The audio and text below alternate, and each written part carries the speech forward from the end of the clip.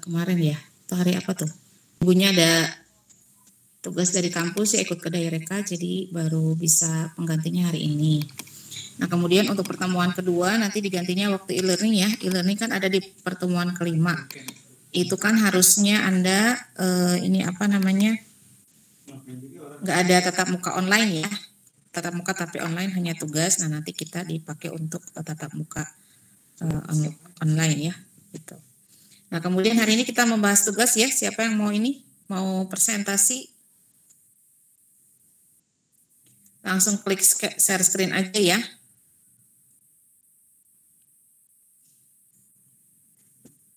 Muhammad Faza udah belum? Tugas yang pretest ya.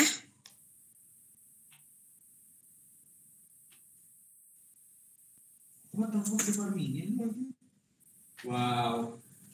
Ya halo. Ditarik terus dia farming. Silakan Muhammad Faza di share screen. Muhammad Faza. Kedengaran suara ibu ya? Terdengar Bu. Oh, silakan Muhammad Faza. Mana Muhammad Fazanya? Jangan-jangan nggak di tempat. Halo Muhammad Faza, kemana? Colek-colek Muhammad Faza sama temennya.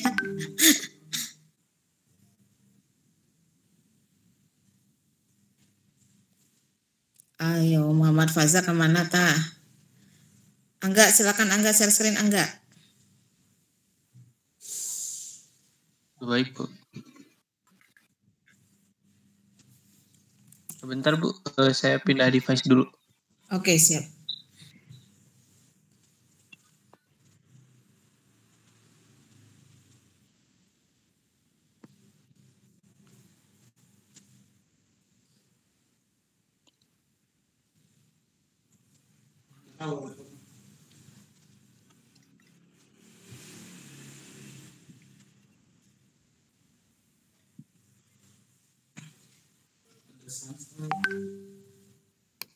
Skillnya agak ada kena nanti. Yang lain siap-siap ya, nanti Ibu Acak ya, panggilnya Acak. Kemudian absen di grup, absen pertemuan ketiga ya. Jadi nanti Ibu input manual, barusan sudah minta dibuka ke akademik ya.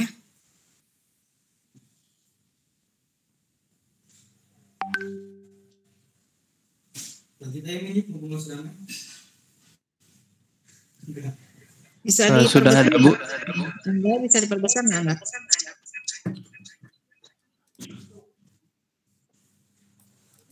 Segini. Ya boleh, sok silakan dibacakan.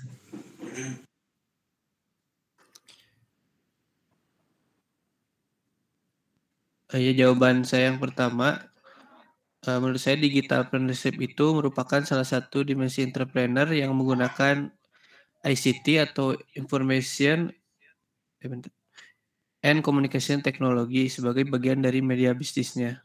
Jadi bisnis yang diterapkan menggunakan teknologi informasi dan komunikasi. Nah lalu untuk nomor 2, saya tertarik menjadi seorang wirausahawan Bu.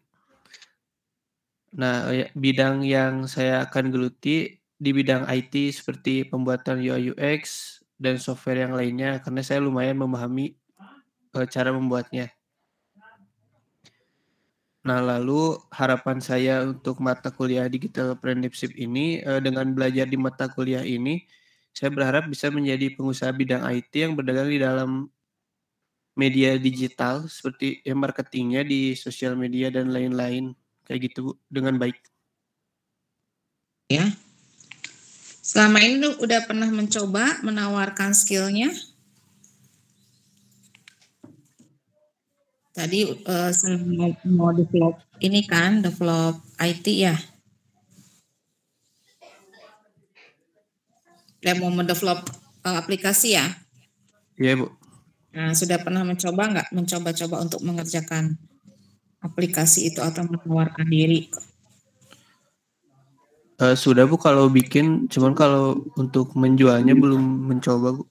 Oh gitu, yang pernah dibikin apa? Pernah bikin web gitu Bu. Web untuk apa? Dulu pernah bikin kayak bioskop, pesan tiket, terus travel gitu. Pakai apa dulu itunya? Softwarenya? Saya pakai Laravel, Bu. Laravel ya. PHP. Siapa tadi kan namanya teh? Mau dicatat dulu. Angga Saiful, Bu.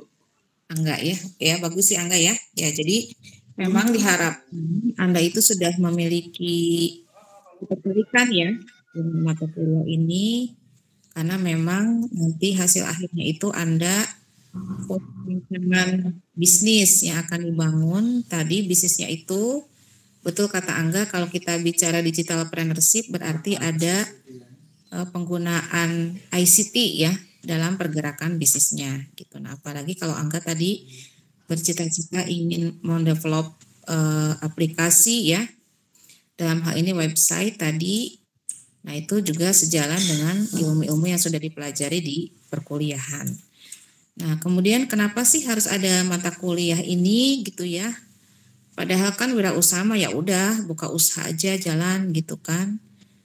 Nanti asal berani gitu ya membuka usaha. Nah, sebetulnya tidak ada yang salah ya dengan orang-orang yang memulai usaha dengan modal keberanian dan skill, tetapi kalau dibekali dengan ilmu, tentu saja langkahnya menjadi lebih tertata ya, lebih tertib gitu kan, lebih terorganisir dan lebih mempunyai tujuan gitu ya. Nah, seperti di tugas pertama yang Ibu berikan itu lebih ke menggali pemahaman Anda tentang mata kuliah ini ya, dari hasil Anda membaca di internet atau di buku, apa itu digital entrepreneurship secara umum, dikaitkan dengan ketertarikan Anda sendiri. Kalau Anda sudah punya ketertarikan, biasanya nanti lebih enak belajarnya ya, karena Anda merasa butuh, bukan sekedar untuk dapat nilai A gitu ya, udah gitu selesai terus lupa lagi dengan mata kuliahnya. Dan memang dengan adanya teknologi informasi dan komunikasi di hari ini ya, kita menjadi terdepan akhirnya ya, kayak iklan motor Yamaha terdepan ya. Terdepan karena apa? Karena di 2 tahun terakhir ini dengan pandemi yang memporak-porandakan perekonomian ya, itu terlihat orang-orang yang sudah mulai atau melek dengan memanfaatkan bisnis dengan bantuan teknologi informasi komunikasi adalah bisnis-bisnis yang lebih sustain gitu ya. Bisnis-bisnis yang lebih bertahan di masa pandemi. Mungkin Ibu sering memberikan contoh karena Ibu juga dosen dan pelaku usaha. Bisnis Ibu itu dibangun di tahun 2016 itu sudah based online ya. Berbasis online karena memang Ibu awalnya itu memberikan pelatihannya itu online. Nah, kemudian dari hasil pelatihannya itu para peserta magang, kemudian menghasilkan karya juga online. Online karena pesertanya nggak hanya di Bandung, tapi ada di luar Bandung, bahkan sampai ke mancanegara. Dan sampai hari ini pun, ini bisnisnya sudah masuk ke tahun ke-6 ya, ke-6 ke-8 ya, 8 tahun. Nah, itu sudah sudah lebih berkembang ya, dan sudah punya kantor, tapi tetap kantornya juga kantor virtual ya, karena kita jarang menggunakan kantor untuk aktivitas sehari-hari. Kita sebagian besar ibu-ibu ya berkantornya di rumah. Nah, kemudian apa kabar ini bisnisnya selama di masa pandemi? Ya, bisnisnya alhamdulillah sustain ya. Sustain dalam artian kita itu nggak harus mengeluarkan biaya sewa gedung, nggak harus mengeluarkan biaya listrik ya, harus membeli makan karyawan dan sebagainya karena kita bekerja di rumah. Jadi lebih ke usahanya itu by project, jadi semuanya bekerjanya by project, hanya 5 staff aja yang memang dapat gaji, selebihnya by project. Jadi itu tentu meringankan dan tentu lebih fair ya, lebih fair dengan karyawan yang sebagian besar ibu-ibu, karena kalau ibu tetapkan jam kerja misalnya di jam 8 sampai jam 5 itu mereka lagi ngurus anak-anak yang PJJ, masak, atau ada yang kerja kantoran. Tapi kalau ibu cuman by project, yang penting project beres, nah itu indikatornya. Dan hari ini memang seperti itu, ukurannya akhirnya seperti itu. Tidak lagi harus bertatap muka, tidak harus setor dalam waktu yang tertentu, ukurannya adalah project selesai, gitu ya. Nah itu tadi ya. Jadi artinya kalau misalnya Anda sekarang pengen jadi karyawan, Bu, apakah semuanya harus jadi wirausahawan? Ya enggak ya. Jadi karyawan juga enggak apa-apa. Tapi kalau kita punya usaha ya punya side income ya. Kayak Ibu dosen di STTB, dosen tetap. Tapi Ibu punya side income juga gitu ya di bisnis online. Dan bisnis online ini ya nggak mengganggu. Waktunya ngajar ya Ibu ngajar gitu ya. Bisnis online mah jalan, udah ada timnya. Ada tim yang jadi penulis, yang jadi editor, desain cover, layouter, marketing, semuanya sudah punya job masing-masing dan mereka bekerja gitu ya. Karena by project tadi kan kalau pengen dapat duit ya kerjanya harus cepat, harus rajin kan gitu. Mereka lebih dipecut oleh standar-standar yang mereka harapkan ya. Mau dapat berapa sebulan ya itu bekerjanya harus lebih rajin, lebih cepat gitu kan. Kalau misalnya hektik di rumah, anak masih kecil-kecil ya resikonya income-nya nggak banyak tapi lumayan lah punya uang buat jajan gitu ya, buat ditabung ya, apalagi sekarang harga-harga sudah naik kan gitu. Nah kemudian Ibu kalau penelitian ya penelitian, pengabdian masyarakat gitu ya, karena Ibu kan ngajarin nggak tiap hari makanya bisa digeser-geser seperti ini jadwalnya ya. Kalau kayak kemarin tiba-tiba harus melakukan penelitian, terus harus riset ke klien, ke mitranya, kemudian bikin pelaporannya, upload kayak kalian kah? Dikasih deadline ya upload ke Daireka. Nah itu kan berarti butuh waktu untuk konsen di situ, yang ngajar bisa diganti harinya. Kemudian ya pekerjaan ya cek-ceknya online aja malam-malam gitu ya. Jadi memang tadi kalau Anda sudah berpikiran untuk terjun di online itu bagus gitu ya. Dan masa depannya lebih cerah lah, bukan berarti bisnis-bisnis yang lain nggak ada. Bisnis-bisnis yang offline itu harus bisnis-bisnis yang memang nggak bisa tergantikan gitu ya dengan online. Misalnya apa, adik Ibu ada yang kontraktor, ya selama pandemi alhamdulillah nggak pernah mati usahanya, karena rajin-rajin posting juga di IG, ya pekerjaannya bagus dan memang kontraktor mah nggak bisa di online gimana mau online, pekerjaan harus kumpul bikin rumah gitu ya. Tapi kalau Ibu sebagian besar bisa online, offline itu hanya dengan percetakan, ketika cetak buku itu juga Ibu pakai pihak ketiga, jadi nggak pakai resources sendiri. Pakai mesin punya orang, pekerja punya orang, mereka yang punya kantor, punya gedung, punya mesin, Ibu hanya kirim order ke sana. Ya, jadi bagus ya tadi ya, cita-citanya sudah punya cita-cita sehingga nanti Anda lebih terarah ya dengan tugas-tugas yang diberikan di mata kuliah ini ya. Ya berikutnya silakan Taryo, silakan share screen ya. Dan digital marketing juga ya, itu juga posisinya bagus. Programmer digital marketing ya hari ini itu menduduki posisi penting ya, apalagi marketing. Marketing itu garda terdepan di perusahaan. Kalau perusahaan punya produk tapi nggak ada yang masarin ya matilah usahanya ya. Barang-barangnya numpuk di gudang, nggak ada yang beli, nggak berputar uangnya gitu. Makanya apalagi digital marketingnya di dunia digital itu sudah lebih mulai bikin website, bikin iklan ya, bagaimana memperlakukan konsumen dan sebagainya. Itu juga ilmu-ilmu yang memang diperlukan saat ini ya gitu ya. Ya silakan Taryo langsung dibacakan Taryo. Baik Bu.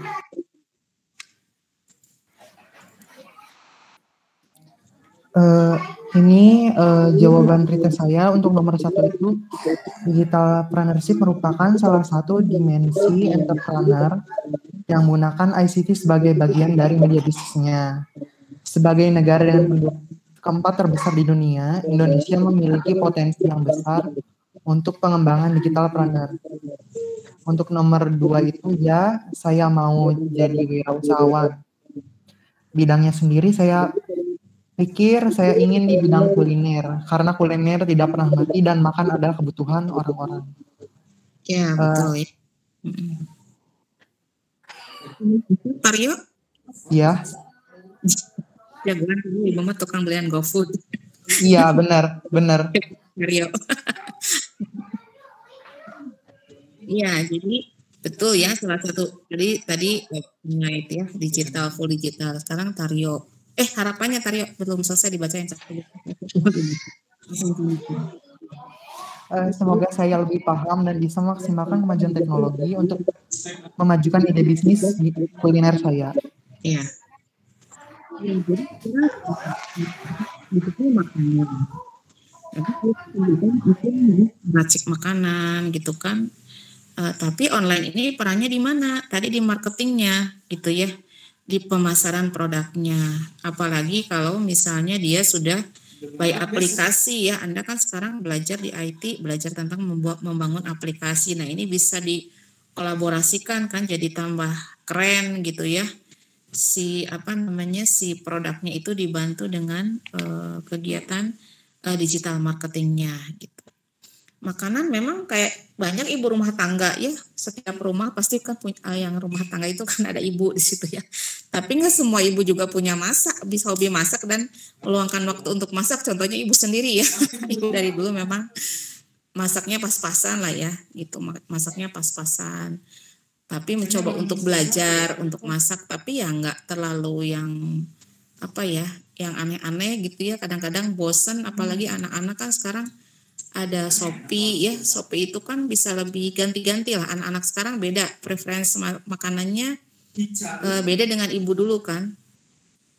Kalau ibu dulu, orang tua zaman dulu ya pasti masakannya masakan rumahan. Beli kemana ya, di luar nggak ada yang jual, atau yang jual juga nggak terlalu beda jauh makanannya. Tapi kalau sekarang kan ada makanan Korea, ada seafood, ada makanan Timur Tengah misalnya, ada Eropa dan sebagainya.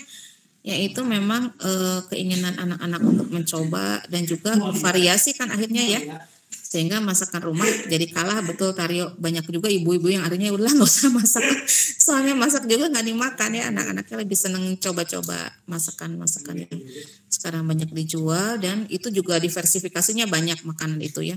Selain tadi misalnya dia untuk makan berat ya, bisa juga untuk snack-snack misalnya, atau kue-kue, atau makanan untuk diet, yaitu yang orang berani bayar mahal ya untuk diet, atau makanan yang orang sekarang udah mulai VG, banyak orang yang vegetarian kan, itu juga mereka khusus marketnya. Tinggal Taryo mau kemana gitu ya. Kalau yang vegetarian kan adik ibu tuh udah mulai pengen makan sehat ya, sering beli sate, beli rendang dan sebagainya dari orang yang VG tadi. Dan itu karena mereka itu terus belajar dan eksplor, jadi si cita rasanya sama kayak kita makan daging biasa ya, padahal itu kan dibuatnya dari jamur gitu ya. Kayak satenya ya rasa sate gitu kan, kalau kita makan rendang ya seperti makan rendang, teksturnya dan sebagainya. Dan orang berani bayar mahal. Kalau orang yang udah memikirkan kesehatan, biasanya mereka nggak mikirkan harga lagi ya, karena mereka tahu sehat itu mahal. Jadi makanya ya udah menengah atas mah ditebak aja kalau udah tahu barang-barang atau makanan-makanan yang lebih prefer ke kesehatan tubuh mereka ya. Taryo ya, mudah-mudahan juga nanti terwujud ya cita-citanya ya. Silakan Tito, sekarang Tito.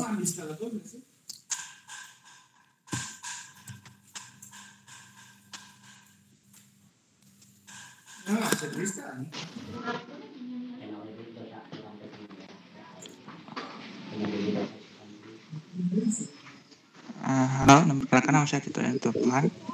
Digital entrepreneurship merupakan salah satu dimensi entrepreneur yang menggunakan ICT sebagian bagian di media bisnis sebagai negara dengan penduduk keempat terbesar di Indonesia, memiliki potensi yang besar untuk mengembangkan digital entrepreneur. Apakah Anda tertarik menjadi seorang usahawan? Ya. Jika Anda tertarik menjadi seorang usahawan, dalam bidang apa yang Anda tekuni? Dalam bidang medis, karena dari dulu saya ingin buka wirausaha. Apa harapan Anda dengan mata kuliah digital entrepreneurship untuk lebih baik dalam bidang usaha medis, dalam bidang marketing dan Tito ininya bisa lebih apa? Iya. Maksudnya bergerak di bidang jasa medisnya apa? Jual kayak apoteker, Bu. Apoteker. Berarti kudu kuliah di apoteker atau nge-hire bikin apotek maksudnya? Iya, mencoba buka apotek. Buka apotek, kemudian nanti membayar apoteker gitu. Iya, Bu. Kalau apotek mah modalnya gede, Moren. Modalnya atau gimana? Atau yang kebayang gimana? Ya, mungkin coba-coba lagi, Bu. Soalnya kan dari saya sih kebanyakan dalam bidang kesehatan gitu, Bu. Memang dari keluarga udah banyak yang buka apotek gitu maksudnya. Enggak sih, cuman dalam bidang kesehatan ada yang jadi dokter, perawat. Kalau buka apotek pun sebetulnya itu kita nggak bayar, kita nggak modal sendiri loh. Kalau buka apotek itu jadi kita itu kita punya tempat untuk sewa apoteknya, untuk membuat apoteknya, dan biasanya obatnya itu ada pemasoknya gitu. Jadi mereka nitip ke kita, nah nanti kita konsinyasi, bayarnya belakangan ya gitu. Nah tinggal kan kalau apotek, baik apotek tadi maupun bisnisnya itu tadi kuliner atau bisnisnya tadi membuat aplikasi gitu ya, itu tinggal dikuatkan dari sisi keunikannya, value dari bisnis kita itu apa.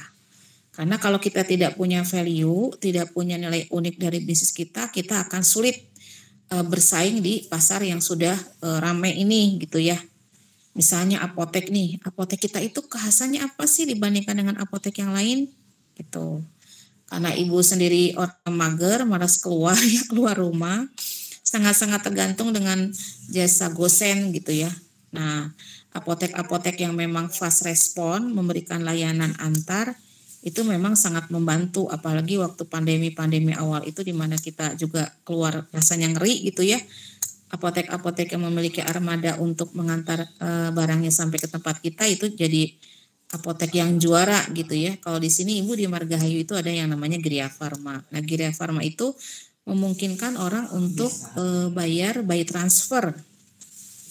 Ibu memangnya Bu nggak semua apotek itu bisa transfer, nggak semua. Kebanyakan apotek-apotek itu pengennya offline, pengennya kita datang langsung, terus bayar langsung di tempat, ya terus kita pulang bawa sendiri obatnya gitu. Padahal kan kita namanya nungguin orang sakit ya gitu kan, nungguin orang sakit kan nggak mungkin orangnya ditinggal gitu ya. Nah jadi Gria Pharma itu dia terdepan karena dia tadi memungkinkan orang untuk hanya by WA aja pesan barangnya, kemudian si resepnya difoto gitu ya, kemudian nanti barangnya dikirim. Kalau nggak salah dulu per 30.000 itu diantar gitu, kalau dikurang dari situ nggak diantar gitu. Tapi Ibu kalau belanjanya kurang dari segitu ya udahlah dibawa aja sendiri ke rumah pakai gosen. Karena kan deket juga daripada harus maksain beli banyak tapi sebetulnya kita nggak butuh nggak butuh sebentar ya.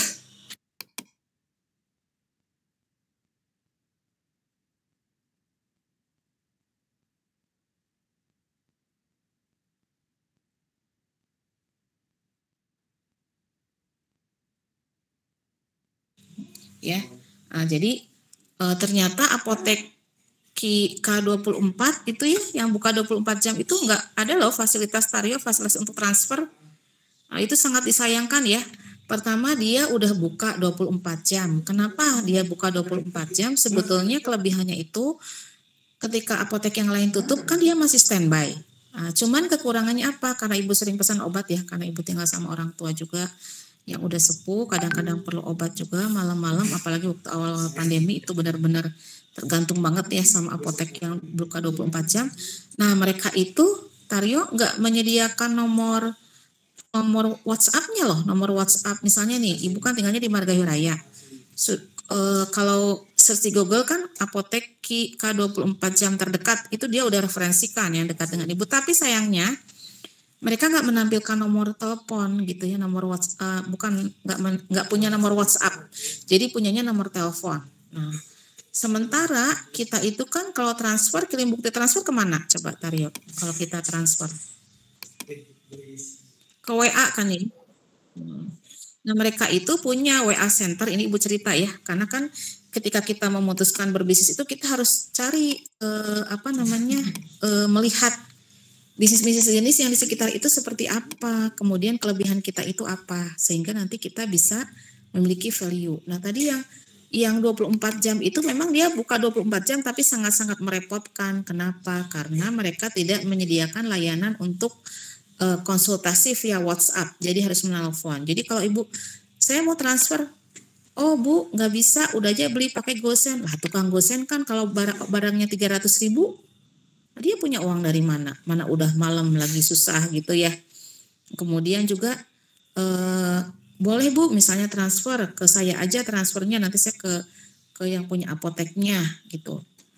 Nah, giliran Ibu nelpon minggu depannya, misalnya untuk apotek K24 yang sama, orangnya udah ganti. Itu Bu, itu nomor teman saya Bu, orangnya nggak masuk hari ini. Oh, sangat-sangat merepotkan ya. Dan padahal mereka punya layanan call center 24 jam, yang Ibu sapa malam, mereka jawab pagi. Jadi kata Ibu, aduh ini benar-benar merugikan ownernya. Mereka nggak tahu ya. Kalau Taryo mau buka apotek itu, Taryo kan harus sewa tempat, itu kan harus bayar karyawan. Kira-kira Taryo kalau punya karyawan kayak gitu gimana? Yang mereka tidak bisa fast respon ya. Namanya call center apotek K24 jam, nelfon tengah malam dibalas pagi. Kata Ibu, ngapain buka 24 jam kalau mau Ibu WA malam dibalas pagi gitu kan. Terus kalah, kata Ibu bilang, kalah dong Anda sama Gria. Gria itu meskipun apoteknya kecil, nggak selengkap, nggak sebesar K24, tapi dia memberikan layanan yang betul-betul memudahkan kita gitu ya, karena mereka melihat ya namanya orang sakit mau udah di rumah aja, biar kita yang nyamperin. Jadi seperti itu ya. Nah, tinggal yang Taryo kalau mau memberikan membuka apotek, kira-kira apa sih kelebihannya gitu kan. Kalau tadi Gria Pharma itu apotek, salah satu apotek yang di-franchise-kan, sama seperti K24. Kalau K24 itu bukannya 24 jam, kalau Gria Pharma nggak 24 jam, tapi dia sangat-sangat ramah dan sangat-sangat mengedukasi. Ibu lihat, dan dia menyimpan database pelanggannya, karena dia sudah biasa lewat WhatsApp, jadi dia suka salam sapa, kasih tips kesehatan, jadi bikin kita ingat, oh ya ada Gria Pharma ya, padahal di sini apotek banyak. Nah itu contohnya ya. Jadi bagaimana kita bisa dengan bisnis kita itu merebut perhatian konsumen, punya konsumen loyal. Nah kalau Ibu di penerbitan, banyak kan penerbit, apa sih bedanya? Kalau Ibu memperlakukan orang itu VIP, semuanya very important person. Jadi orang-orang yang terbit di Ibu itu betul-betul mereka itu tanda kutip dimanjakan ya, dengan diberikan tadi layanan-layanan yang maksimal, sehingga kalau harganya memang lebih mahal ya mereka tahulah effortnya gede gitu. Ibu bikin grup khusus, kalau mereka mau terbit buku, desain covernya bisa revisi sampai 3 kali. Kemudian juga ketika cetak, Ibu kirim dummy dulu. Mereka kan merasa, oh ini benar-benar profesional nih, meskipun ini cetak dummy itu adalah cetak contoh bukunya ya. Jadi misalnya dia pesan 100, gak langsung Ibu cetak 100, Ibu cetak 1 dulu, kirim ke dia, apa yang mau diperbaiki, apa yang sudah oke. Sehingga dari sisi Ibu selaku penerbit itu meminimalisir kesalahan.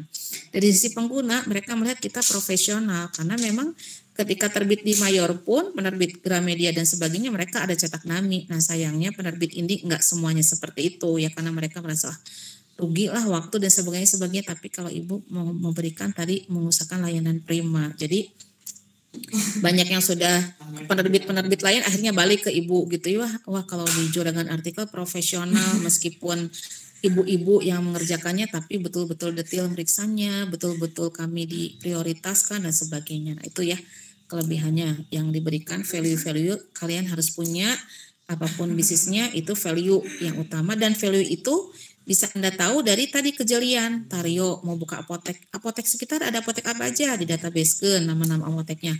Apotek A karakteristiknya gimana, apotek B karakteristiknya gimana, apotek C karakteristiknya gimana ya. Orang membeli ke A karena apa, ke B karena apa, ke C karena apa. Makanan juga sama ya. Mau mau makanan mana yang dibidik ya, makanan berat misalnya, atau tadi minumannya, banyak sekali kan yang bisa diekspor di makanan gitu. Memang kalau yang makanan-makanan yang kekinian memang biasanya nggak lama ya, tapi kalau misalnya tadi makanan misalnya kaitannya dengan makanan yang sehat, nah mungkin itu bisa lebih lama, nggak terlalu pusing memikirkan diversifikasinya, karena orang udah yang penting mah saya mah sehat lah, berani ya. Anda kenal nggak It's Buah? It's Buah kan sering iklan ya. Itu juga bukan makanan, itu minuman kesehatan ya. Padahal idenya sih buah aja ya. Buah, kemudian di jus gitu kan. Emang nggak bisa gitu, Ibu ngejus buah belum bisa gitu ya. Cuman yang dia jual itu apa?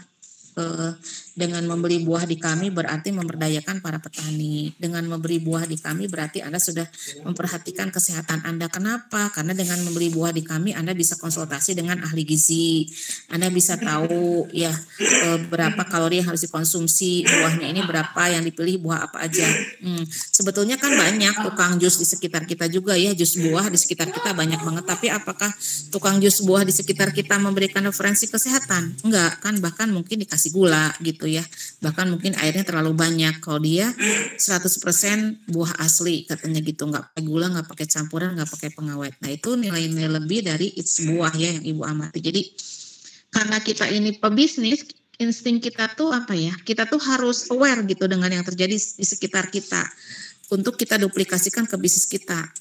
Kita harus punya role model. Taryo kalau mau buka apotek, role modelnya siapa? Pebisnis apotek mana yang sudah sukses gitu ya. Kalau Angga tadi mau bikin aplikasi, berarti itu role modelnya yang sudah keren nih, yang di usia muda siapa? Tito mau bikin bisnis makanan, role modelnya siapa? Bagaimana mereka mengawali bisnisnya? Bagaimana mereka berjuang jatuh bangunnya? Bagaimana mereka bisa mengembangkan bisnisnya? Kalau yang perempuan skincare gitu ya. Nah skincare itu banyak sekarang.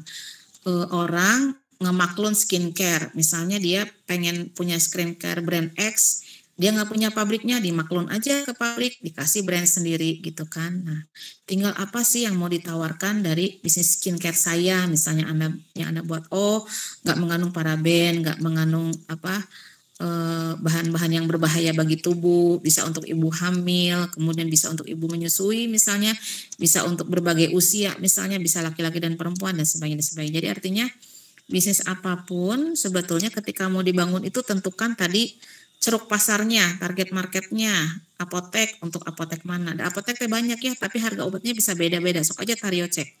Kalau di Kimia Farma pasti beda harganya dengan di apotek-apotek kecil. Kimia Farma itu bisa 2-3 kali lipat harganya. Tapi memang orang yang datang memang orang yang udah nebak-nebak harga lagi ya, yang berduit lah katakanlah ya. Padahal mereknya sama gitu ya.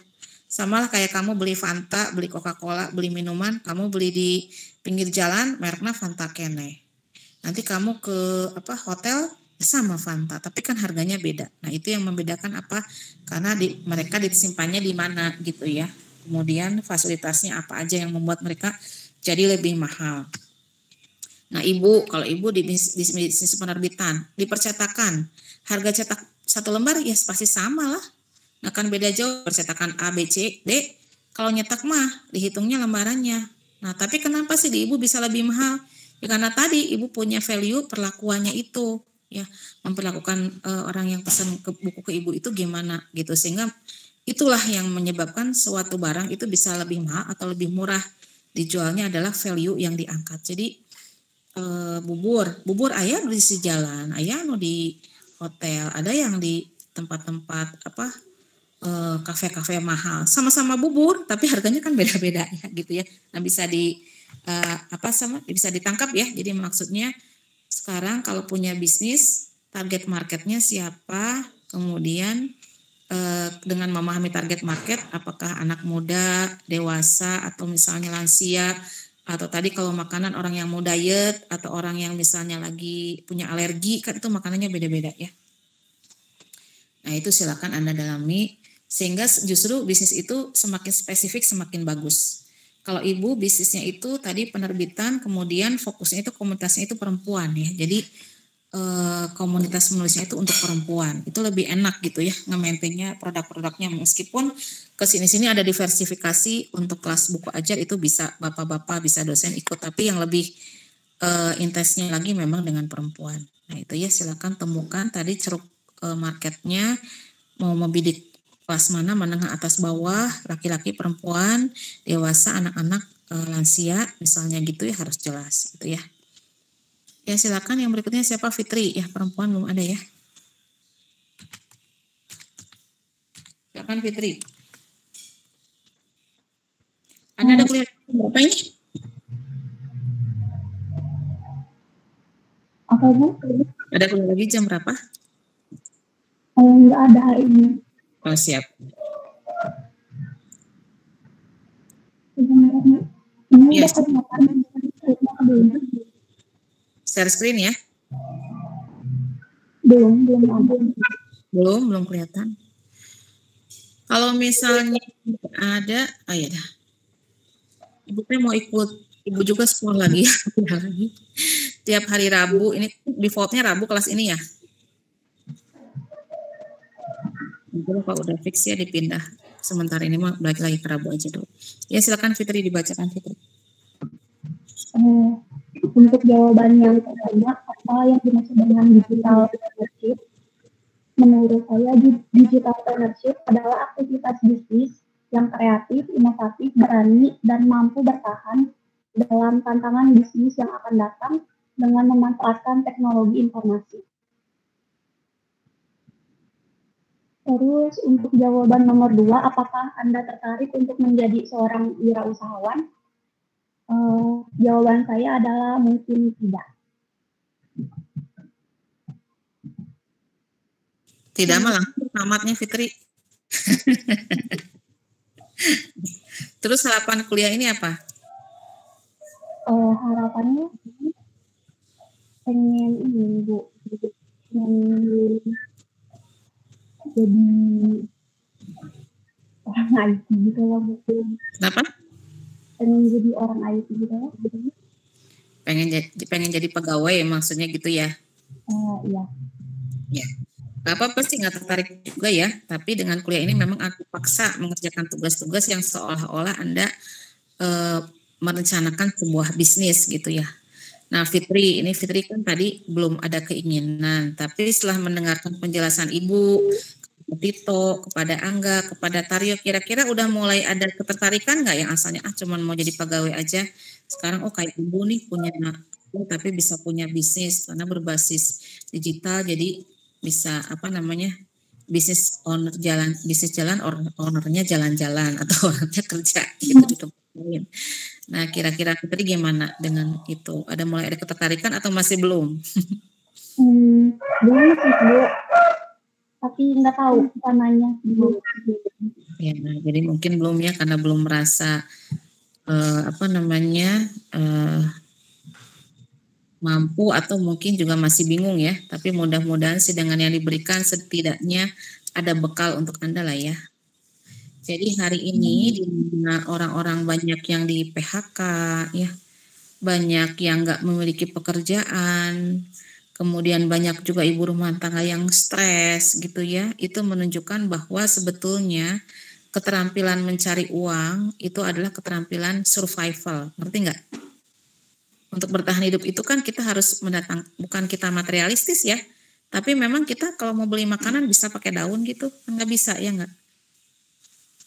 Sekarang Anda kena PHK misalnya Fitri nih, terus tadi udah gitu buntu aja gitu ya.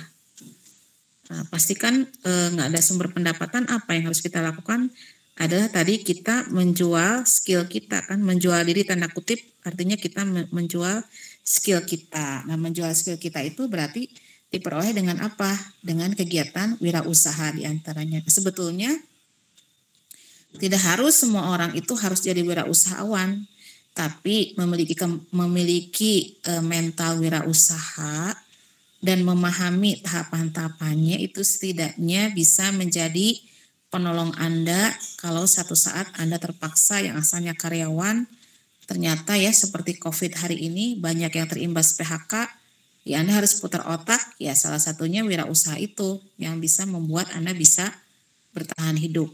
Ya, jadi kemampuan untuk bertahan hidup ya dengan mencari tadi penghasilan, dengan memiliki penghasilan atau dengan bekerja, itu sebetulnya bukan kewajiban laki-laki aja ya, perempuan juga harus. Kenapa?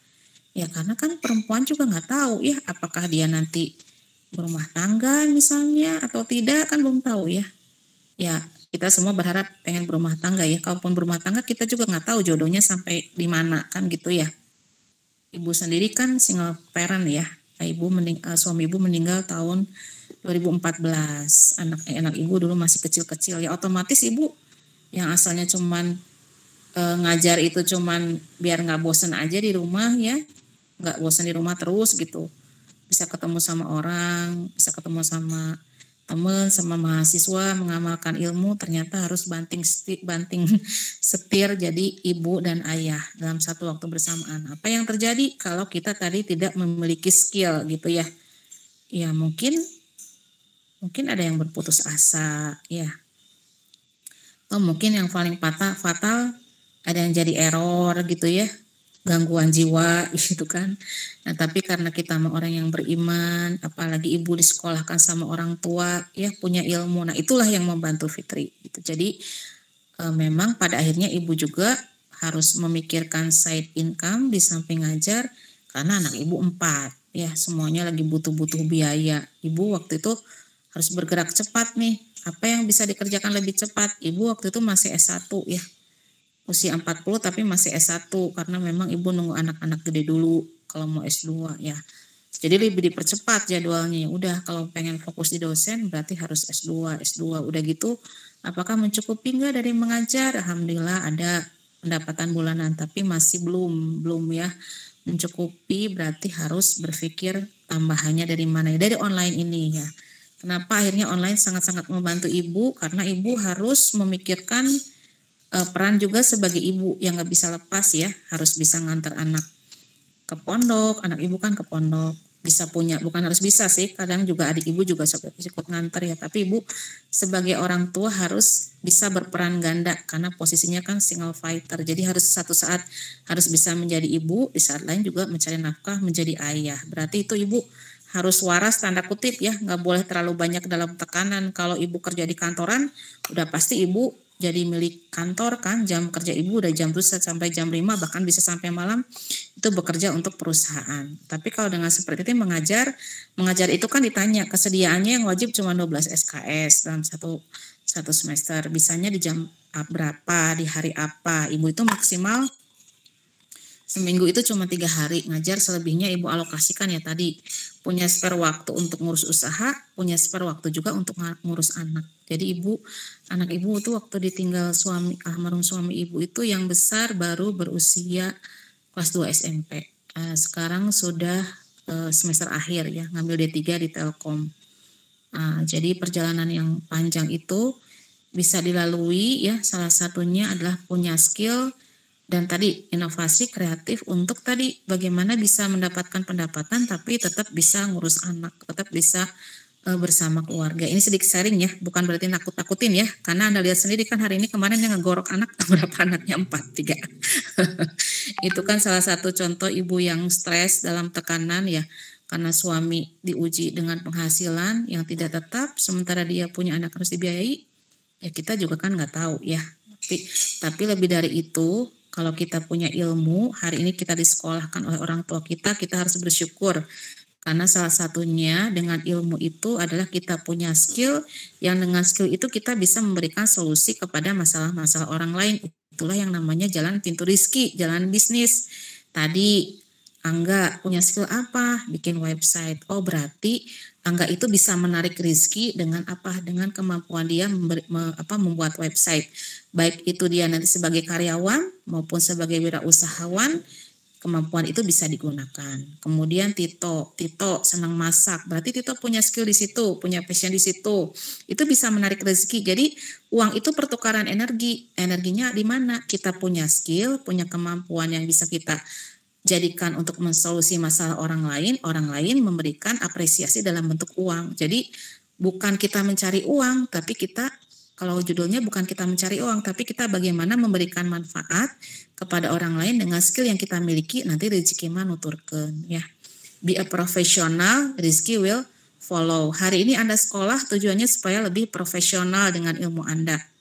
Keluar kuliah, mau bisa langsung nawar pengen jadi 10-15 juta, ikuti aja prosesnya. Nanti semakin mahir, pekerjaannya terkuasai, rezeki ngikutin. Kadang-kadang anak S1 baru lulus pengen 5 juta, 10 juta gitu ya, padahal skillnya belum tentu bisa mensolusi masalah-masalah di kantor. Makanya ada waktu magang dan sebagainya. Itu adalah bagaimana perusahaan mentrain Anda supaya sesuai dengan ritme di kantor, paham pekerjaan kantor, nanti rezeki mah nuturkeun, itu ya sama ya.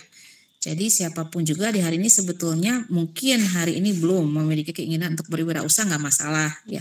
Tapi sih kenapa hari ini pemerintah kok memasukkan kurikulum ini ke perkuliahan? Di zaman ibu mah teu aya, karena itu tadi ya, karena dunia yang tidak selalu stabil, kehidupan yang tidak selalu tetap, itu membutuhkan kreativitas, inovasi dari orang-orangnya ya.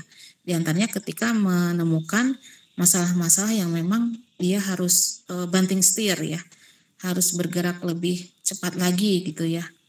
Itu sedikit sharing ya Fitri ya.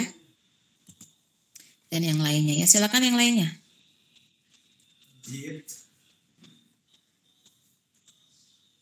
Siapa? Ezra. Silakan Ezra share screen. Ezra, ayat atau tidur Ezra?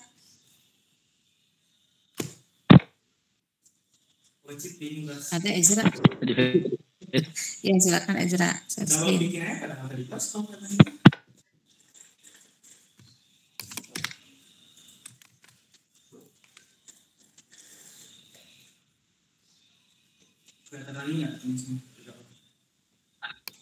Bisa share screen Ezra?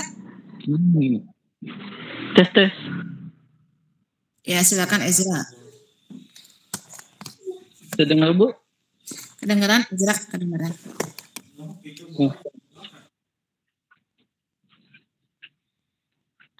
Sebentar Bu.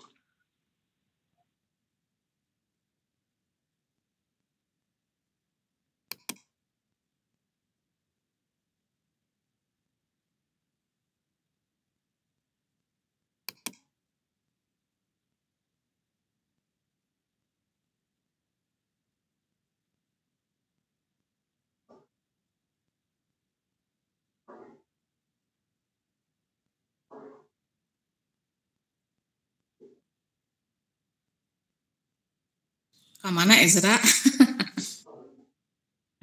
Maaf Bu, kalau online teh suka nge-lag itunya. Tinggalnya di mana? Di Rancaikek Bu.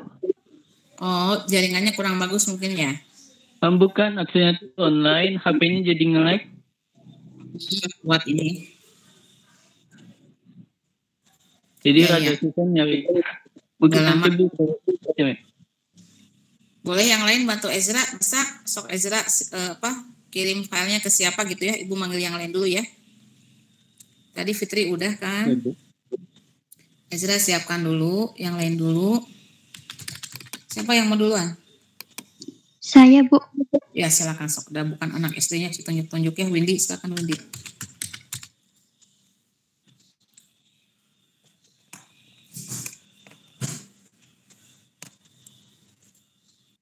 Ada share screen-nya Bu? Ada Windy? Layarnya tapi masih belum ini. Oh ya oke udah. Ya silakan. Assalamualaikum warahmatullahi wabarakatuh. Salam warahmatullahi wabarakatuh. Di sini saya akan memaparkan perihal jawaban saya di pretest kemarin. Pertanyaannya, apa yang dimaksud dengan digital partnership? Yang saya ketahui mengenai digital partnership itu merupakan pelaku usaha yang melihat peluang bisnis di dalam dunia internet sebagai target pasar utama. Sebagian besar aktivitasnya juga dilakukan melalui internet seperti pemasaran ataupun penjualannya.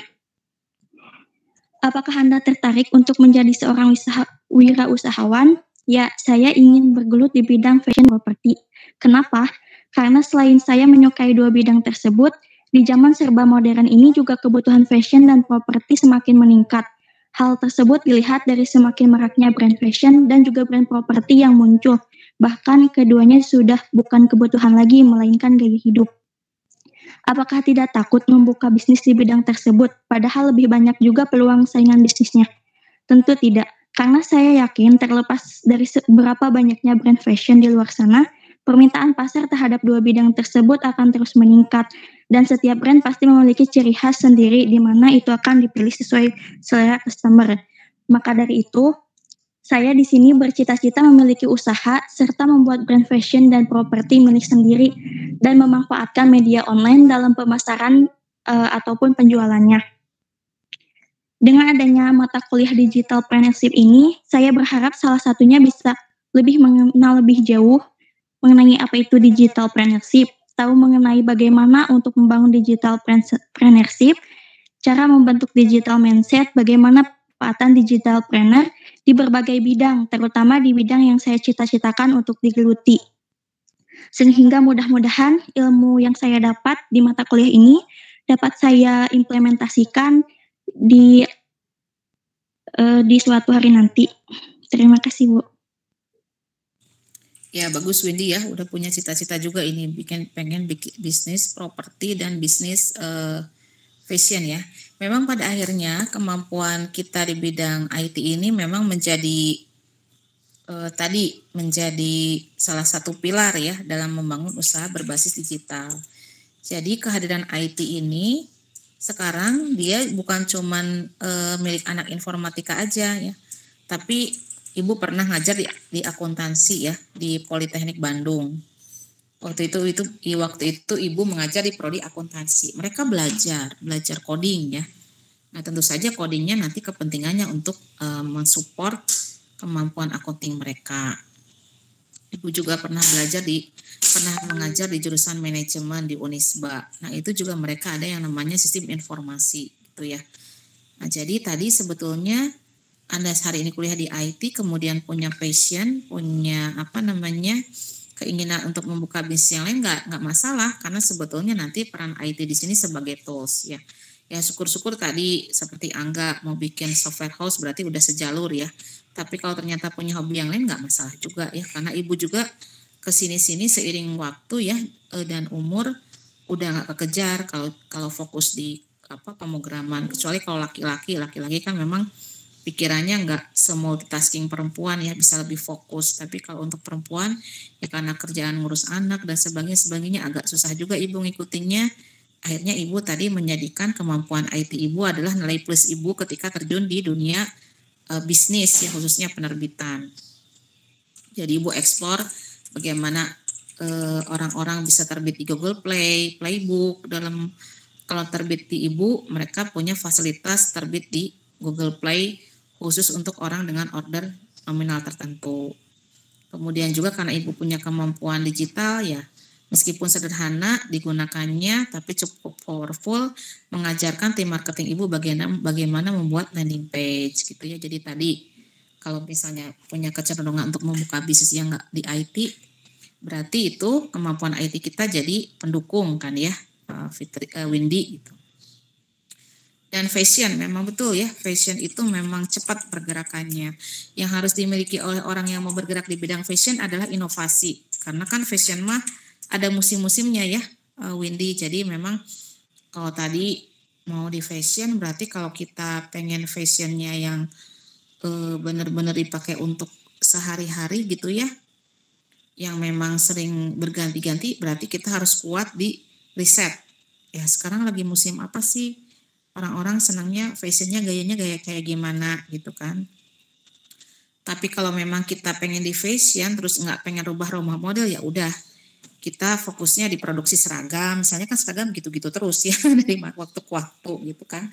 Tapi meskipun gitu-gitu terus juga pesaingnya banyak. Tinggal yang kita berikan seragamnya itu kayak gimana gitu kan, untuk level mana dijualnya. Kan ada juga seragam yang dijual di pasar, yang di pinggir jalan, ada seragam yang dijual di mall-mall, ada juga orang yang produsen seragam dan punya toko sendiri. Nah itu pasti beda harga, beda rupa ya, beda kualitas dan beda orang yang membelinya.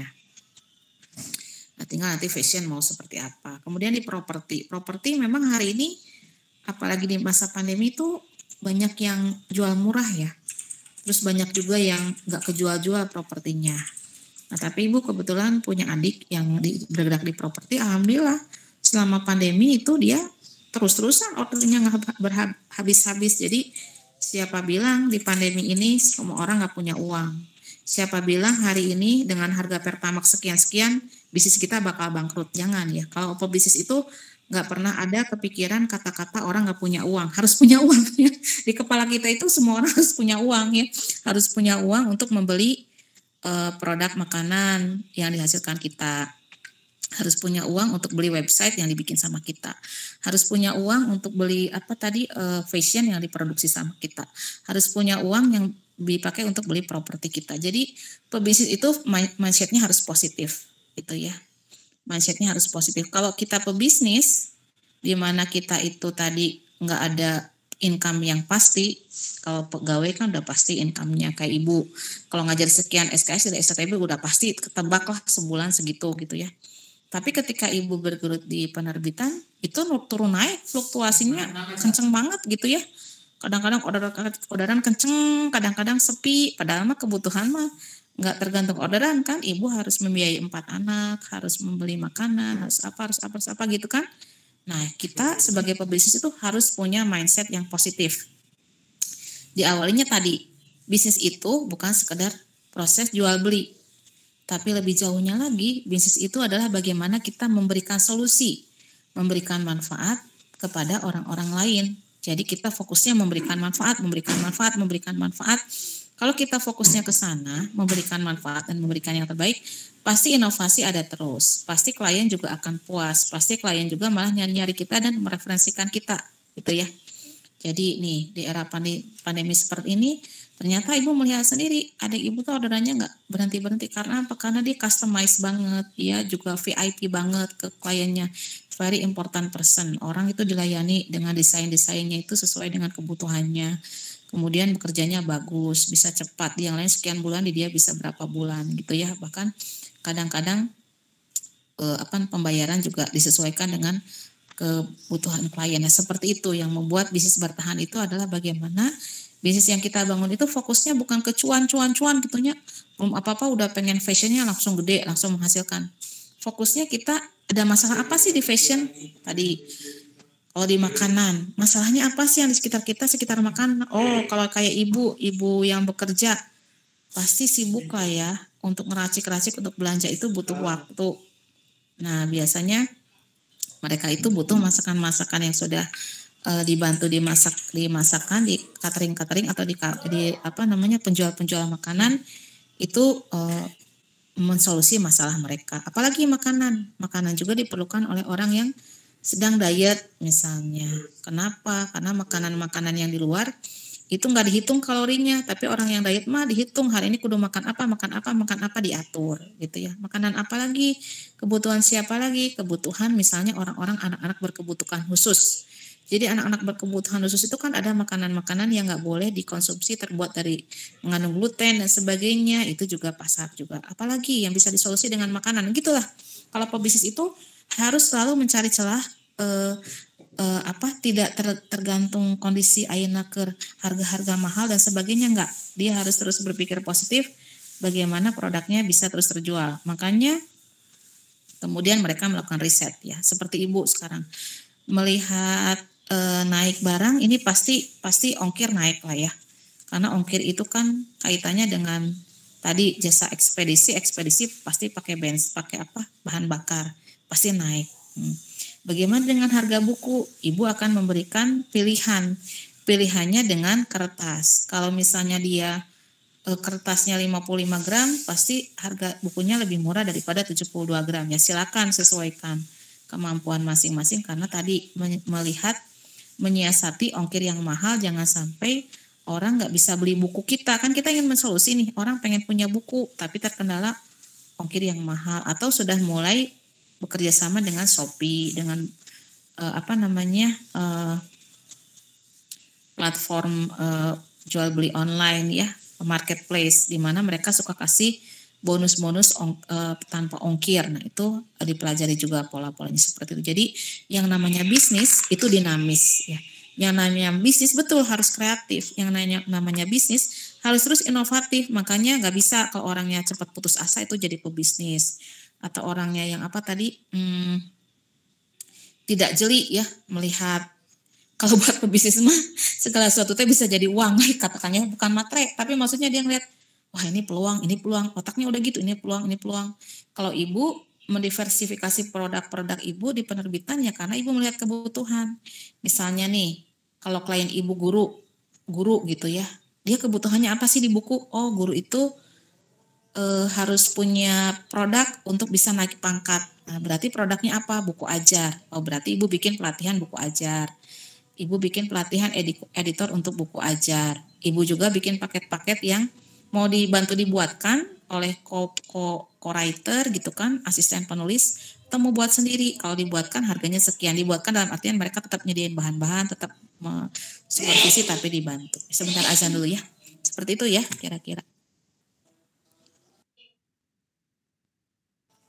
Ibu sambil ke WA ya, sambil dengerin azan ya.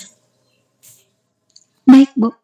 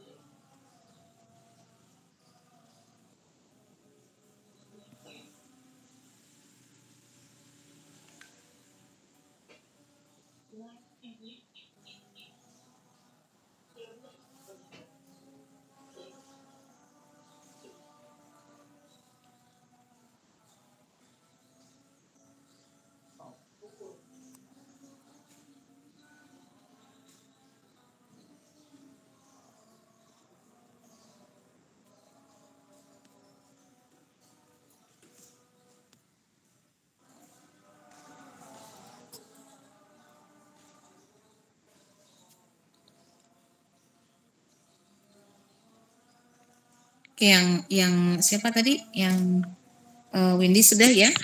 Satu orang lagi ya, sebelum kita tutup ya.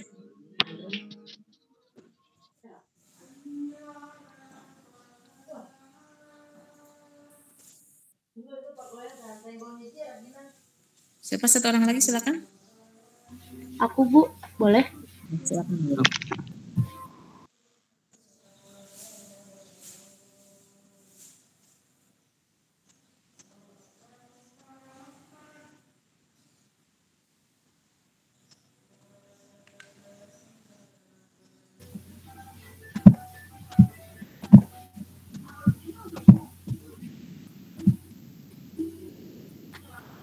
Saya screen-nya ada, Bu. Ada kelihatan. Ini, Bu, buat yang novel itu sama kayak Tario sih, Bu. Ya, bacakan. Menurut Novi, apa yang dimaksud dengan digital entrepreneurship itu salah satu wirausaha atau entrepreneur itu menggunakan ICT atau Information Technology atau teknologi informasi dan komunikasi sebagai bagian dari bisnis ke depannya. Soal kedua, apakah Anda tertarik untuk menjadi seorang wirausaha? Jawabannya iya. Kenapa saya bisa tertarik, Bu, untuk soal yang nomor 3 ini? Karena dulu saya pernah latar belakang itu saya pernah jualan gitu, Bu, kecil-kecilan makanan kayak snack, terus yogurt, lain-lainnya. Terus untuk apa Anda dalamnya itu menambah ilmu, wawasan, pengetahuan di bidang kewirausahaan agar semakin maju dan berkembang dengan memanfaatkan teknologi, semakin maju untuk usaha saya ke depannya. Ya, harap perkuliahan tadi ya. Ya Bu. Novi berarti rencananya mau buka bisnis apa Novi? Rencananya? Pengen makan rumah makan gitu Bu, tapi belum tahu gimana. Paling mau ngejalanin bikin snack gitu Bu. Kecil. Ya. Jadi rumah makan nih. Nggak ada salahnya pengen punya rumah makan, kayak tadi pengen punya apotik. Ada cita-cita mah gratis ya, untung kapok gitu kan. Nah tinggal kita punya step by step untuk mencapai itu kayak gimana gitu. Kalau tadi pengen bisnis apotek, berarti kita harus riset minimal 5 apotek yang ada yang kita tahu dengan kelemahan dan kelebihannya. Kemudian kita apa yang membedakan kita dengan 5 apotek itu. Ya.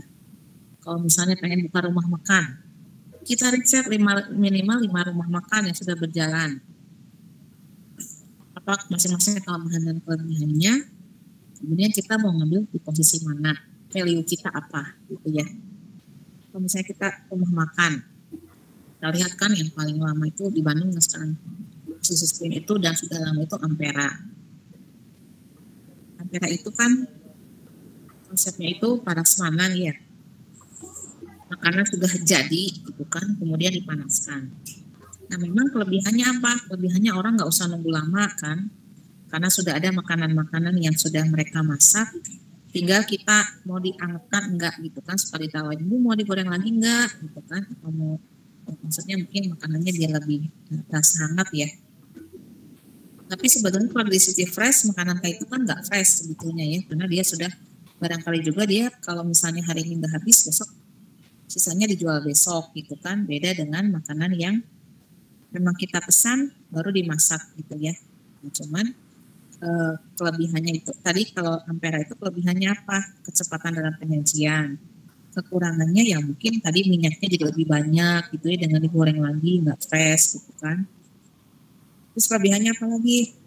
Di Ampera itu orang bisa ngambil sambal atau bisa ngambil lalapan itu gratis lah. Memang ibu ada yang bayar, ada yang ibu ke tempat makan itu dibayar, kira ibu gratis kan. Di Ampera taunya sambal 10.000, lalapan 10.000, wow belum apa-apa udah selisihnya 20.000 ya dari Ampera gitu kan, dengan makanan yang nggak terlalu enak gitu ya. Jadi tadi lalapannya sayurannya gratis kalau di Ampera. Kemudian air tehnya juga gratis, mau ngambil berapa kali lah. Memang ibu ada yang berbayar, ada ya. Di tempat makanan lain ada, kita mau minum air teh itu juga, Mas mau tambah lagi kena cas Bu minuman yang kedua. Padahal di tempat yang lain itu minuman itu sebetulnya jadi jalan dia untuk promosi. Ibu pernah ke tempat makan namanya Sedap Malam. Kalau di Sedap Malam mah misalnya kita nih lagi ngobrol di situ ya, meeting misalnya. Terus gelas kita tuh tinggal setengah tehnya, terus nanti karyawannya tuh langsung deketin kita gitu ya, dipenuhin lagi sampai kita kaget ya. Kagetnya gini, ibu udah mau pulang, sengaja dihabiskan, dia permisi Bu gitu diisi lagi. Itu ternyata ibu baca itu trik dia biar kita standby, kan gak mungkin lah kita cuma minum air teh terus kan, dari misalnya udah beres makan kan, terus kita ngobrol, udah kita beli minuman dan segala macam kan, kalau ngobrol lama-lama ya lapar lagi ya. Nah itu cara mereka mempertahankan konsumen untuk tetap beli kalau di Sedap Malam. Tapi ada di tempat yang lainnya kita minum juga beli, orang jadi enak duluan, ya udah nanti lagi jangan makan di sini, apa-apa dihitung gitu kan, sambal dihitung. Jadi tadi kalau mau buka rumah makan kita riset dulu rumah makan yang seperti apa yang mau kita buka, apakah besar seperti Ampera atau skala-skala catering yang bisa memenuhi ibu rumah tangga yang kayak ibu masak gitu kan gitu. Jadi target marketnya apa dulu, mau di mana kita bergeraknya, makanan jenis apa, baru kita riset. Jadi risetnya udah spesifik ya. Maksudnya dari rumah makan yang ada aja udah beda-beda kan, cara dia tadi menservis konsumen. Ada yang memang udah matang kita hangatkan lagi, ada yang memang betul-betul dari awal. Dan kemarin dengan adanya TikTok itu kan tempat-tempat makan yang dengan yang Instagramable itu kan memang banyak diburu ya. Orang bukan cuma sekedar makan, tapi bisa foto-foto, atau misalnya tempat makannya di alam terbuka, jadi dia makan tapi dia bisa sambil refreshing gitu ya. Atau misalnya yang sekarang yang lagi dicari itu, orang udah bosan makanan Korea, makanan apa, makanan tapi dengan tadi kalau kita lihat kalau di Bandung ada yang nama Bancakan ya, kalau pernah ke sana. Bancakan itu kan tempat minumnya jadul gitu ya, piringnya piring seng, orang tahu dulu piring seng gitu kan. Kemudian ada makanan-makanan tradisionalnya, minum-minuman tradisionalnya. Jadi kalau kita lagi kangen nih, katakanlah Bandung Tempo dulu, kita bisa ke Bancakan. Itulah kayak gitu ya. Artinya sama-sama rumah makan, sama-sama memenuhi kebutuhan orang untuk makan, tinggal kita mainnya di segmen mana. Mau makanan luar, mau Eropa, Asia gitu kan, Timur Tengah, atau tadi kita mainnya di makanan Asia, tapi target marketnya mana, gitu kan? Atau orang muda, atau lansia, atau orang dewasa, karena tiap rumah makan itu pengunjungnya berbeda-beda akhirnya gitu kan. Ya, kayak gitu ya. Siapa tadi terakhir Novi ya? Novi dan timnya. Jadi nanti ada tugas berikutnya adalah Anda sudah mulai merencanakan bisnis Anda. Tadi merencanakan itu tadi jangan terlalu global rumah makan. Novi rencananya mau bikin apa? Rumah makan, Bu. Yang datangnya siapa? Ya untuk semua orang, Bu. Makanannya ya untuk semua orang, gitu kan? Kayak gitu nggak bisnisnya ya. Jadi bisnis itu harus spesifik. Spesifik nanti target marketnya siapa? Laki-laki atau perempuan. Udah gitu dari usianya usia berapa? Udah gitu dari pendapatan. Pendapatannya berapa? Udah gitu ya semakin spesifik semakin bagus dalam sebuah bisnis. Karena artinya kita sudah punya ceruk market yang lebih detail ya. Kemudian ada ke STB itu produsen kaos ya. Produsen kaos dia bikin kayak lembaga pelatihan lah untuk orang-orang yang pengen punya bisnis sejenis. Dan mereka menceritakan bisnis kaos, orang udah banyak yang jualan kaos gitu kan. Bahkan kalau orang-orang yang punya duit mah mau ada kaos kan murah mah yang kaosnya branded gitu. Kaos yang branded, kaos yang mahal gitu kan, nggak mau kaos-kaos yang murahan. Nah, terus mereka bilang kita nggak mungkin pengen malam di 4 Caladi bulan 45. Caladi kan itu juga yang pengennya mahasiswa ya. Nggak mungkin istilahnya kita pribadi atau bermain di market yang besar. Mereka sudah punya raksasa-raksasa yang sudah lebih dulu kan bermain di bisnis kaos. Jadi yang mereka mainkan apa? Bikin kaos tapi based on komunitas. Kayak ibu ya, ibu penerbit tapi ibu based on komunitas. Jadi ibu punya zaman ini memang fans setia ya, punya pengikut setia, punya orang yang memang setia untuk ikut training di ibu, untuk ikut magang di ibu, untuk kemudian ikut berkarya bersama.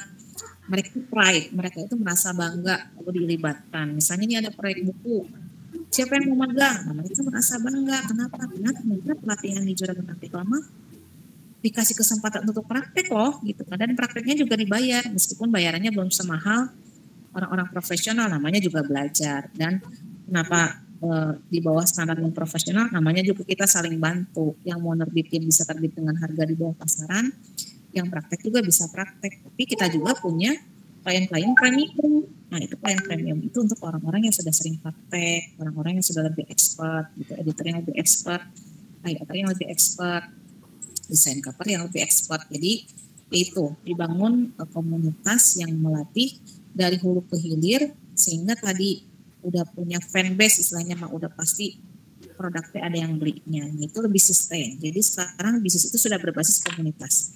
Baik lagi tadi ke kaos, yang bisnis kaos itu dia bisnisnya itu akhirnya berbasis komunitas. Misalnya dia bikin kaos untuk anak Unpad. Jadi dia suka ngiklan di Facebook itu anak Unpad beli kaos Unpad gitu kan. Padahal menurut Unpad manehna gitu ya, tapi bagaimana mereka membangun pride untuk alumni Unpad dengan proyek kaos Unpad. Atau mereka bikin lagi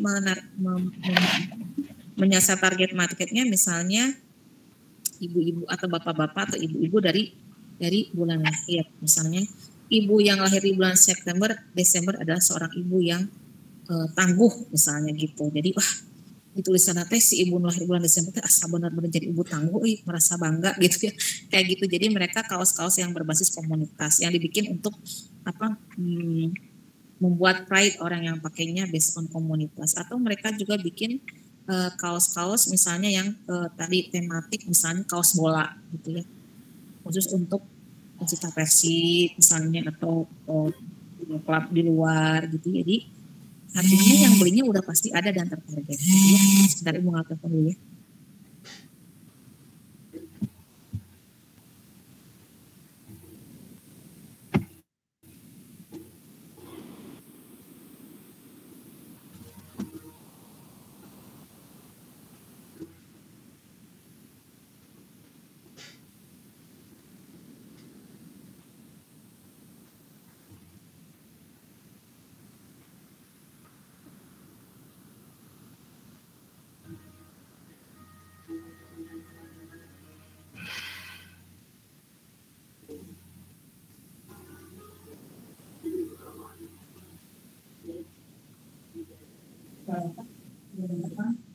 Ya oke ya. Yang berikutnya nanti lanjut di grup WhatsApp ya. Jadi nanti hari ini kan kita udah belajar nih dari Ibu, paparan Ibu bagaimana Anda memilih bisnis dan kemudian menentukan ceruk pasar ya. Jadi kalau punya bisnis itu yang ini. Kenapa kamu bisnis makanan? Ada hoyong we gitu ya. Terus makanannya nanti siapa yang beli? Ya nggak tahu, pokoknya mah yang suka aja. Makanan saya bisa buat segala macam usia, bisa buat berbagai macam gender, jangan ya. Tapi membuka bisnis itu Anda harus tahu ini si produk ini kira-kira butuhnya siapa. Produk ini memberikan solusi, balik lagi ya. Bisnis itu adalah memberikan solusi terhadap masalah di sekitar kita. Kalau Anda fokus kepada memberikan solusi, pasti Anda akan lebih kreatif.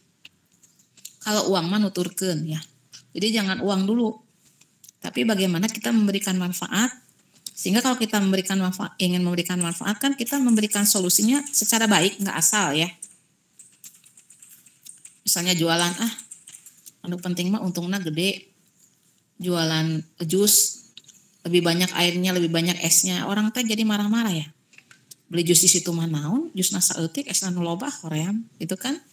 Tapi kalau tadi menjual jusnya sehat, dari buah-buahan yang misalnya organik, kemudian juga misalnya tanpa gula, ya tanpa air, ya itu udah pasti orang yang belinya teh orang berduit kalau kayak gitu makan, karena dia udah aware ke kesehatan. Dan gitu juga dari kitanya juga enak kan, daripada kita tadi menjual asal teh yang penting malah ayawe itu nggak akan lama gitu ya, akan ditinggalkan. Jadi harus betul-betul kita teh mensolusi di sebelah mana sih dengan bisnis kita itu, apa yang kita akan berikan kepada pelanggan-pelanggan kita, pemberian yang terbaik. Jadi tadi berarti kalau kita fokus memberikan solusi terhadap masalah-masalah kita, itu artinya kita sudah punya value dari bisnis kita yang membedakan dengan bisnis yang sejenis. Karena Ibu memberikan solusi, dengan bisnis Ibu itu memberikan solusi, membuka lapangan pekerjaan. Maksudnya gimana Bu? Bukannya Ibu yang dapat duit. Membuka lapangan pekerjaan gini, jadi perputaran uangnya ada di situ bukan ke Ibu aja, tapi kepada orang-orang yang tadi sudah sudah ikut training di Ibu, kemudian magang, kemudian akhirnya mereka bisa berpenghasilan. Kalau semua orang sudah merasakan kebermanfaatan berada di sebuah komunitas, bahwa komunitas itu yang asalnya mereka nggak bisa ngedit, jadi bisa ngedit lewat pelatihan. Udah gitu mereka punya kesempatan magang. Udah gitu mereka jadi editor di Pengeli mana-mana. Udah gitu ternyata jadi pembicara. Ternyata jadi mentor. Ada kejadian di Ibu yang awalnya cuma peserta training, kemudian tertarik untuk Ibu lihat dia senang ngedit naskah, Ibu arahkan untuk ikut kelas editor, jadi editor, kemudian Ibu naikkan kelas lagi jadi mentor, dipanggil di mana-mana sampai kemarin terakhir mendapat undangan lewat dia untuk pelatihan di BMKG. Jadi juragan artikel dengan peserta emak-emak rumahan dasaran, tapi bisa diundang untuk melatih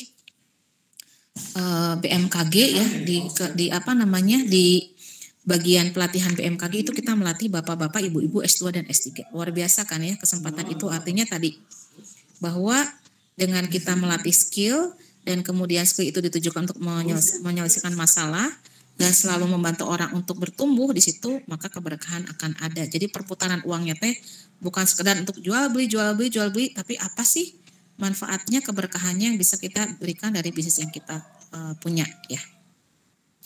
Dan kemudian juga memberikan sedekah dan sebagainya, sehingga itu menjadi doa orang-orang supaya bisnis kita itu tetap sustain kan. Karena apa? Karena keberadaan bisnis kita itu ternyata tadi bukan sekedar jual beli produk, tapi punya value dan juga ada kebermanfaatan yang dirasakan oleh orang-orang sekitar ya. Banyak yang bisnisnya berkembang itu dari sedekah. Asalnya cuma punya 2-3 anak asuh, naik terus sampai punya panti terus. Ibu lihat sendiri ya, yang asalnya mereka mau cerai suami istri, kemudian akur lagi membangun bisnis bersama, kemudian juga mereka punya panti asuhan dan sebagainya. Itu yang membuat bisnisnya tadi, bisnis memberikan solusi dan bisnis memberikan keberkahan kepada orang-orang sekitar ya. Itu mungkin nanti kita kembangkan. Kemudian tugasnya adalah membuat bisnis model kanvas ya. Bisnis model kanvas itu adalah kanvas itu kan satu lembar ya. Jadi bisnis model Canvas itu ada 9 pilar yang harus dimiliki oleh pebisnis. Ya. Pebisnis itu ketika membangun bisnisnya harus dibangun oleh 9 pilar-pilar ini yang akan menopang kekokohan bisnisnya. Di antaranya apa tadi? Kita harus mengenal user kita itu siapa, dispesifikan. Kemudian value produk kita itu apa? Ya, kemudian nanti kita promosinya pakai channel apa sih? Promosi mouth to mouth, dari mulut ke mulut, misalnya kalau pakai online channelnya apa? Instagram misalnya, Facebook gitu kan. Terus kita memperlakukan konsumen seperti apa? Apa yang kita lakukan untuk memaintain konsumen? Misalnya apa? Memberikan diskon, memberikan ucapan di hari ulang tahun misalnya, atau memberikan apa tadi? Piagam-piagam penghargaan kepada prestasi-prestasi yang sudah dicapai oleh konsumen yang loyal kayak gitu ya. Kemudian apalagi yang di sana ditanyakan, pilarnya itu kita harus tahu yang menjadi key bisnis itu siapa. Kalau di Ibu yang menjadi key-nya itu ya penulis, ya editor, ya di layout, desain cover, layouter itu kunci yang menggerakkan usaha gitu kan. Kemudian yang apa namanya? Kita bekerja sama dengan siapa untuk menopang bisnis kita? Kalau Ibu bekerja sama dengan percetakan, karena Ibu sampai sejauh ini belum fokus untuk membeli mesin ya. Kenapa sih Bu? Kan bisa lebih murah kalau beli mesin sendiri, punya karyawan percetakan. Ibu harus siap yang pertama dana untuk membeli mesin, yang kedua dana untuk maintain mesin, yang ketiga dana untuk meng-hire operator, menggaji operator. Sementara dengan kondisi pandemi seperti ini kan justru kita harus bisa menghemat di bagian-bagian yang kita bisa hemat. Jadi Ibu lebih nyaman kerjasama dengan percetakan aja. Ibu kirim naskah, mereka yang mikirin gimana caranya mencetak dengan kualitas terbaik dan mencetak dalam waktu yang cepat gitu ya. Nah, jadi tugasnya hari ini nanti Anda membuat bisnis model Canvas ya di grup, nanti diselesaikan pekan depan tuh langsung kayak gini dipresentasikan. Buat yang belum presentasi hari ini pretest, berarti nanti hari Rabu itu presentasinya adalah presentasi bisnis model Canvas ya. Sampai di sini bisa difahami? Siap, bisa Ibu. Mudah-mudahan makin semangat ya untuk mengenal digital entrepreneurship, dan mudah-mudahan juga bagi Anda yang hari ini merasa belum tertarik tadi untuk berbisnis, setidaknya memiliki bekal ya, karena tadi kemampuan untuk bertahan hidup diantaranya adalah kemampuan survival, itu diperoleh dari kita memiliki skill yang dengan skill kita itu ada barter ya, kita ngasih skill kita, orang lain membayar jasa dari skill yang kita miliki atau dari produk yang kita jual ya. Apapun itu hari ini kalau mau jadi pegawai nggak apa-apa dan nggak haram, itu mah ya pilihan. Tapi kita berbisnis itu sebetulnya adalah satu skill juga yang harus kita miliki. Makanya kenapa pemerintah dalam hal ini Direktorat Pendidikan Tinggi memasukkan program kewirausahaan kepada perkuliahan yang wajib diikuti, karena itu skill yang harus dimiliki, di mana ketika kita dalam kondisi yang sama seperti ini, ketidakpastian muncul, kita tidak merasa jadi korban ya, tapi kita selalu mencari peluang. Oh ya, saya bisnis di bidang travel itu kan biasanya orang nyari mau liburan ya. Sekarang jangankan liburan ya, orang mau makan juga mikir-mikir, berarti kita harus banting setirnya di mana gitu kan, ke arah mana. Kita telusuri, oh ternyata saya hobi masak ya. Ya mungkin katakanlah hari ini travel kita nggak jalan, tapi kan kita butuh makan. Kalau kita punya jiwa wirausaha, berusaha dengan kemampuan yang kita miliki, skill yang kita miliki, maka tadi akan muncul, kita akan membaca potensi kita apa. Oh saya ingat mata kuliah Ibu Sri ya, dulu Ibu Sri ngajarin kenali diri kita, potensi kita, dari potensi kita dimatchkan dengan kebutuhan orang lain, masalah orang lain apa dengan potensi kita, sehingga meskipun hari ini katakanlah orang bilang nyari uang susah, pebisnis mah selalu melihat peluang itu selalu ada sepanjang kita tadi fokusnya untuk memberikan solusi. Hari ini memang mungkin bisnis-bisnis tertentu tutup, tapi banyak juga bisnis yang naik ya, bisnis-bisnis berbasis online terutama. Dan juga Ibu lihat pertemuan ekspedisi juga banyak, nggak cuma Gosen aja sekarang. Kalau Gosen kan kalau ngirim barang Ibu dari rumah Ibu Margahayu ke Cimahi 50.000 loh. Tapi kalau kita pilih jasa ekspedisi yang lain, ternyata ada juga yang mereka mau mengantarkan dari rumah Ibu Margahayu ke Cimahi cuma 8.000 gitu ya. Dan Ibu nggak ya Ibu udah aja tuh pakai JNE. Kalau Ibu pakai JNE, kalau cuma ngirim satu barang kagok ya, keluar rumah harusnya manasin mobil harus kena macet misalnya dan sebagainya, lumayan ya kalau buat orang yang bekerja, ninggalin pekerjaan berapa menit aja banyak pekerjaan yang tertinggal. Nah dengan adanya salah satunya Asan Express tuh kalau di Bandung ya murah banget, mau ke rumah yang penting bukunya udah dikasih alamat, misalnya kalau mau kirim buku kan itu sangat-sangat menghemat ya. Jadi sebetulnya perubahan yang ada di dunia hari ini adalah sebetulnya akan memunculkan banyak peluang baru, akan memunculkan kebiasaan-kebiasaan baru, tatanan-tatanan baru ya. Jadi setiap perubahan sebetulnya harus kita sikapi. Janganlah kita terlalu banyak marah-marah. Udah kita mah bisa nanaon dan kebijakan yang diberikan pemerintah ya. Bukan berarti kita tidak pro rakyat miskin. Enggak, justru mudah-mudahan urang teh si beunghar, namun beunghar ya udah kita mah ngeborong minyak goreng satu toko dibagikan, bener enggak? Jadi berpikirnya jangan marah-marah gitu ya, udah gitu. Enggak benar. Justru kita tadi bagaimana kita terus positif memberikan karya, punya penghasilan yang bagus, bisa bersedekah lebih banyak lagi. Nanti kalau kita sama Allah diamani jadi pemimpin, entong jadi pemimpin benar gitu aja. Catatan buat kita gitu ya. Karena kalau kita banyak ngomong mah sama dengan meludah ke langit ya, baik dari ka urang. Tapi bagaimana kalau kita membiasakan berpikir positif, berkarya positif, itu hal yang positif yang kita bangun dan kita juga sekarang mulai memikirkan bagaimana kita ketahanan pangannya bisa kita bangun sendiri ya. Beras dan sebagainya, tidak tergantung sama luar dan sebagainya. Nah itu mudah-mudahan juga ke depan kalian juga menjadi tuan rumah di negeri sendiri ya, dengan hari ini kuliah, belajar kewirausahaan, belajar kreatif, belajar inovatif, belajar untuk mandiri, tidak terpengaruh orang yang lain. Mudah-mudahan semakin besar bisa mengalahkan sesuatu yang memang nggak bagus gitu ya, karena keburukan itu nggak bisa diselesaikan hanya dengan ngomong aja, capek ngomong mah ya.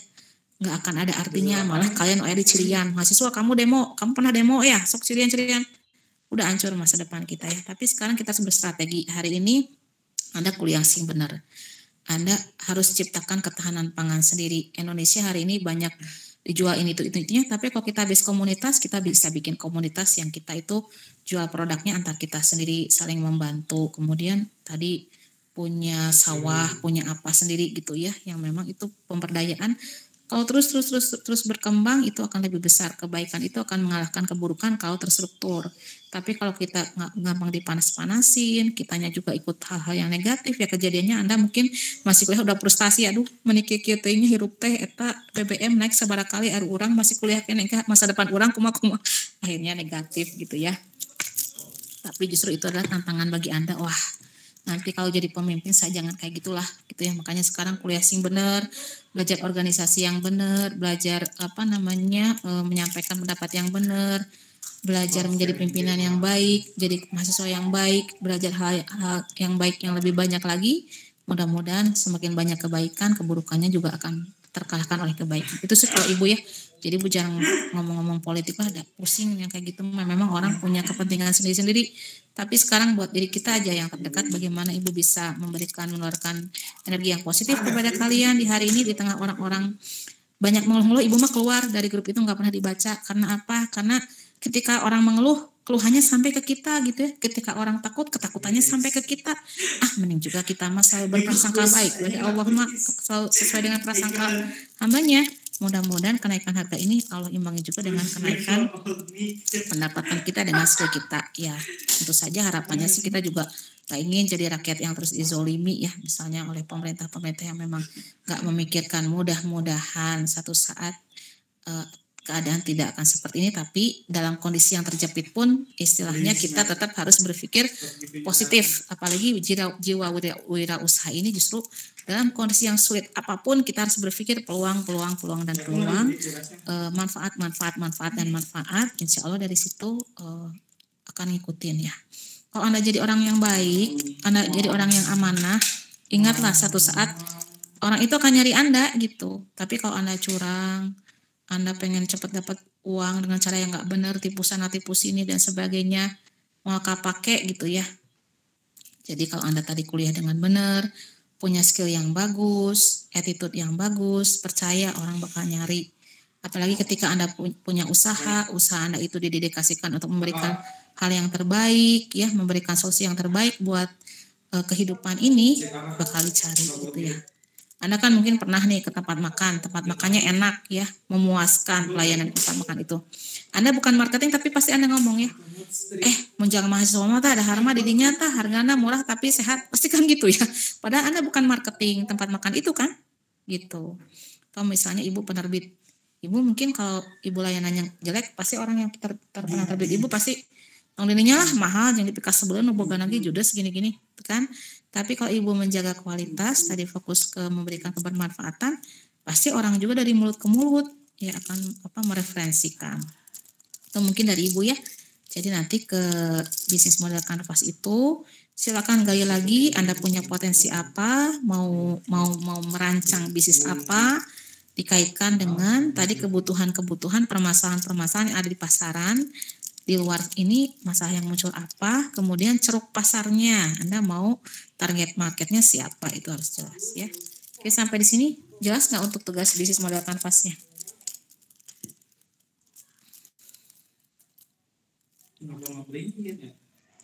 Ini cukup jelas, Windy? Cukup jelas nggak? Cukup jelas, Bu. Paling nanti kalau misalkan ada yang mau ditanyakan di grup. Iya, boleh ya, kalau ditanyakan di grup ya. Jadi untuk hari ini Ibu cukupkan dulu ya. Mohon maaf juga kalau ada kata-kata yang kurang berkenan. Juga mohon maaf lahir batin meskipun baru masuk pertemuan ketiga ya. Tapi tidak menutup kemungkinan ada salah-salah juga dari Ibu. Salah kata dan perilaku mohon dihalalkan, diikhlaskan, dimaafkan. Kita mau saum, mudah-mudahan Allah berikan sehat, kemudahan menjalankannya, tambah iman, tambah takwa ya, tambah soleh. Jadi sarana untuk meningkatkan kita untuk mendekatkan diri kepada Allah ya. Demikian. Selamat sore. Lanjut di grup. Assalamualaikum warahmatullahi wabarakatuh. Waalaikumsalam warahmatullahi wabarakatuh. Ya. Izin live Ibu.